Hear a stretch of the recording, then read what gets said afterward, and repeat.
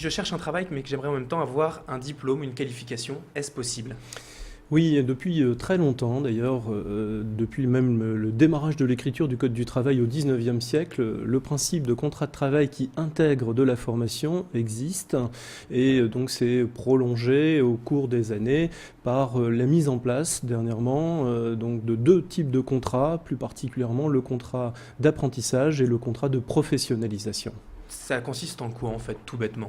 Ces deux contrats présentent un intérêt vraiment très grand en ce sens où ils permettent déjà de disposer d'un contrat de travail, ça veut dire d'une rémunération, donc ça c'est un élément essentiel, et aussi de pouvoir poursuivre ses études en vue d'obtenir donc un diplôme par exemple sur une période déterminée. Qu'est-ce que cela signifie dans les faits? L'alternance, je pense que c'est justement le fondamental de ce type de contrat de travail. Il va d'une part permettre à la personne de partir en formation, donc d'apprendre un certain nombre de savoirs qu'on pourrait appeler plutôt théoriques, ensuite de venir mettre en application ces savoirs en entreprise et de ce fait de jouer sur l'alternance. Un coup je suis en entreprise, ensuite je pars en formation et ensuite je reviens en entreprise. Donc c'est une approche pédagogique fondamentale qui permet justement à ce système de bien appréhender la réalité d'un métier et plus généralement de l'entreprise. On parle de deux choses en ces termes de contrat, le contrat de professionnalisation et le contrat d'apprentissage. Quelle différence y a-t-il entre ces deux contrats?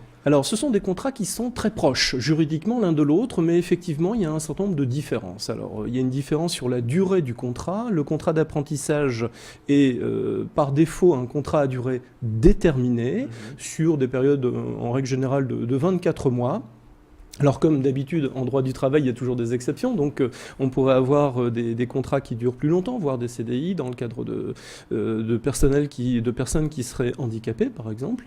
Le contrat de professionnalisation, quant à lui, peut être un contrat à durée déterminée, de 6 à 12 mois, voire 24 mois, c'est toujours très technique, ou même d'être un contrat à durée indéterminée, donc un CDI. D'accord. Y a-t-il des conditions, un profil spécial pour obtenir comme ça des contrats d'alternance? Là encore, selon le contrat d'apprentissage ou de professionnalisation, les approches sont différentes.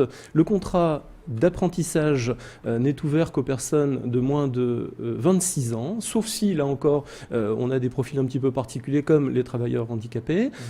Pour le contrat de professionnalisation, ça va concerner à la fois les jeunes, alors vous savez qu'on est jeune jusque moins de 26 ans en droit du travail, voilà, c'est un fait, ou bien donc les personnes de plus de 26 ans. Donc le contrat de professionnalisation, somme toute, est ouvert à tout le monde.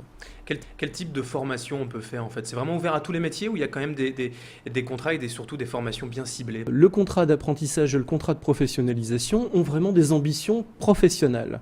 La différence entre l'un et l'autre, c'est que le contrat d'apprentissage, lui, va concerner plutôt des diplômes ou ce qu'on appelle des titres à finalité professionnelle, alors que le contrat de professionnalisation concernera des formations ouvertes beaucoup plus largement à l'ensemble des formations professionnelles, qu'on appellera ou certifiantes ou qualifiantes. Aujourd'hui, on peut espérer vraiment, dans n'importe quel métier, faire de l'alternance?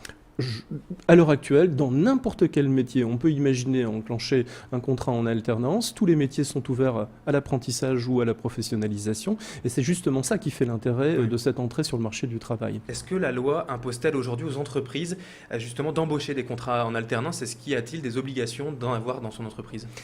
C'est une volonté qui s'est encore plus renforcée avec le dernier discours de M. Sarkozy à Bobigny en mars dernier, qui a remis sur la table, et à juste titre je pense, une volonté forte de voir les contrats en alternance se développer. Actuellement, la loi est précise. Pour les entreprises de plus de 250 salariés, il y a obligation d'avoir au moins 3% de l'effectif en contrat en alternance. S'il n'y a pas ces 3% en contrat en alternance, l'entreprise paye, alors on va dire, une sorte d'amende équivalent à 0,1% de la masse salariale.